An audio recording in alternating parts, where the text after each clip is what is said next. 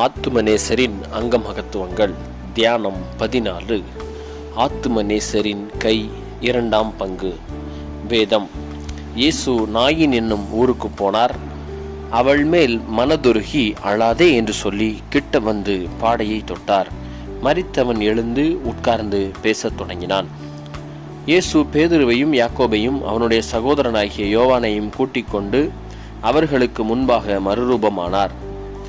அவர்கள் முகம் குப்புற விழுந்து மிகவும் பயந்தார்கள். இயேசு வந்து அவர்களை தொட்டு, எழுந்திருங்கள், பயப்படாதேயுங்கள் என்றார். போதனை. இதற்கு முந்தைய கருத்தில் நாம் ஆண்டவர் இயேசு கிறிஸ்துவின் கைகளை பற்றிய 4 குறிப்புகளை பார்த்தோம்.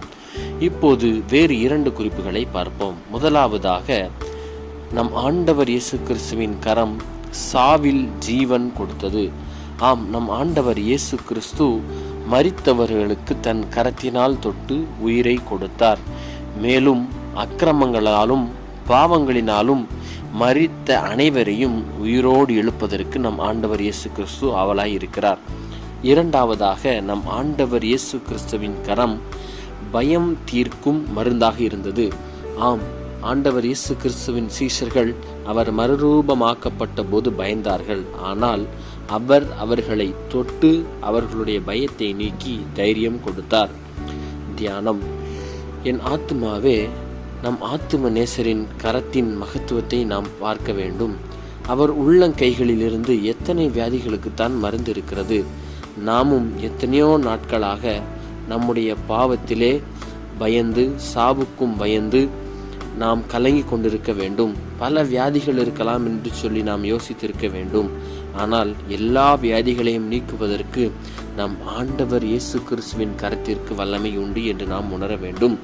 நாம் பாவத்தில் இப்பொழுது செத்திருந்தாலும், இல்லை நாம் பாவத்தில் இதற்கு முன்பு செத்திருந்தாலும், நம்மை உயிரோடு சேர்த்து பரதீசில் சேர்ப்பதற்கு நம் ஆண்டவர் இயேசு கிறிஸ்துவின் கரம் ஆவலாய் இருக்கிறது.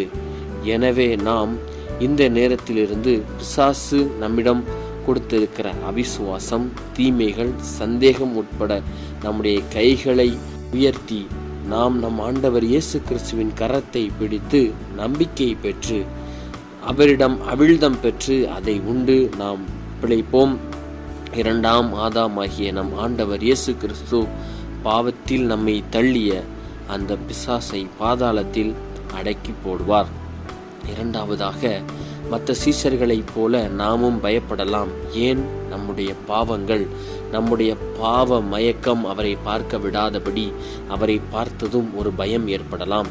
எப்படி இஸ்ரவேல் ஜனங்களில் மோசே பயமில்லாமல் இருந்தாரோ, நாமும் அதே போல பயப்படாமல் இருப்பதற்கு நம்முடைய பாவம் நீங்கி பரிசுத்தமாய் வாழ்ந்து நம் ஆண்டவர் இயேசு கிறிஸ்துவை சந்திக்க ஆயத்தப்பட வேண்டும். ஜெபம்.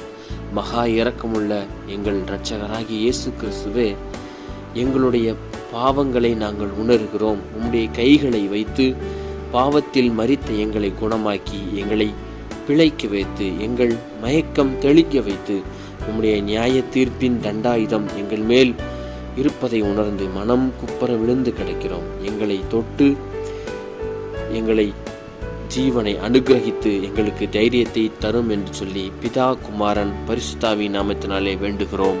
ஆமேன்.